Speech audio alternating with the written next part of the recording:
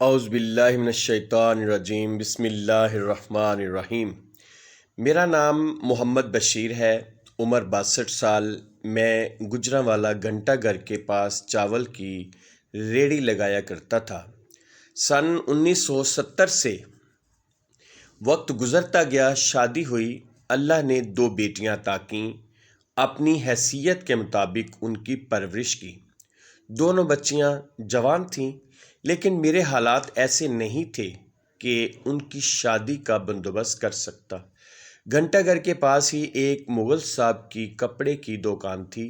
سن 2008 کی بات ہے، وہ میرے پاس آئے اور کہا، بشیر صاحب، مجھے اپنے دونوں بیٹوں کے لیے آپ کی بیٹیوں کا رشتہ چاہیے۔ میرے لیے حیرت کی بات تھی، مجھ غریب پر یہ کرم کیسے؟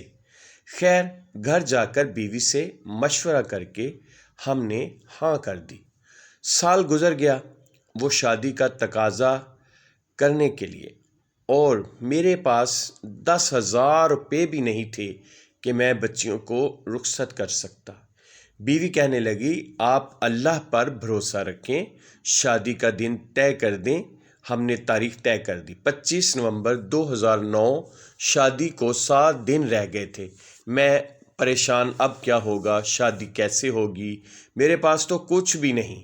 مغرب کا وقت تھا، انہی سوچوں میں غرق صحن میں بیٹھا تھا کہ دروازے پر کسی نے دستک دی۔ میں اٹھ کر باہر گیا، دروازہ کھولا، سامنے ایک باریش نوجوان کھڑا تھا جسے آج سے پہلے میں نے کبھی نہیں دیکھا تھا۔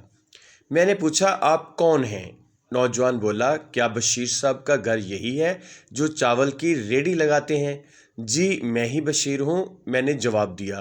کیا ہم اندر بیٹھ کر تھوڑی دیر بات کر سکتے ہیں؟ میں اسے گھر کے صحن میں لے آیا۔ سوالیہ نظروں سے اس کی طرف دیکھنے لگا، اس کی آنکھوں سے آنسو بہنے لگے۔ بولا، میں کراچی سے آیا ہوں، 2 دن سے آپ کو تلاش کر رہا ہوں۔ مجھے بتائیں، آپ ایسا کیا عمل کرتے ہیں کہ مجھے وہاں مدینہ سے حکم ملتا ہے، گجرانوالہ جاؤ، ہمارے غلام کی مدد کرو، اس کی بیٹیوں کی شادی ہے؟ یہ سن کر میری دھاڑ نکل گئی، میں دھاڑیں مار مار کر رونے لگا۔ عرض کی، بیٹا، میں تو بہت گناہ گار ہوں، ہاں پچھلے 45 سال سے بلا نگاہ سرکار دو عالم صلی اللہ علیہ وسلم کی بارگاہ میں درود و سلام پڑھا کرتا ہوں اور کچھ نہیں۔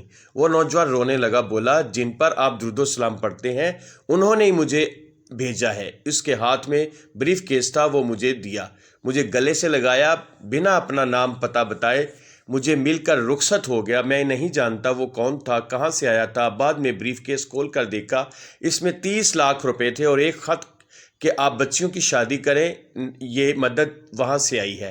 میں نے بچیوں کی شادیاں بھی کیں، پھر حج بھی کیا، مدینہ حاضری بھی ہوئی، اور آج میرا کاروبار بھی بہت اچھا ہے۔ اللہ تعالیٰ نے خود قرآن مجید میں سورہ احزاب میں ارشاد فرمایا ہے، ان اللہ و ملائکتہ یصلون علی النبی یا ایھا الذین آمنوا صلوا علیہ وسلموا تسلیما۔ بے شک اللہ اور اس کے فرشتے نبی صلی اللہ علیہ وسلم پر درود بھیجتے ہیں، اے ایمان والو تم بھی آپ پر درود و سلام بھیجا کرو۔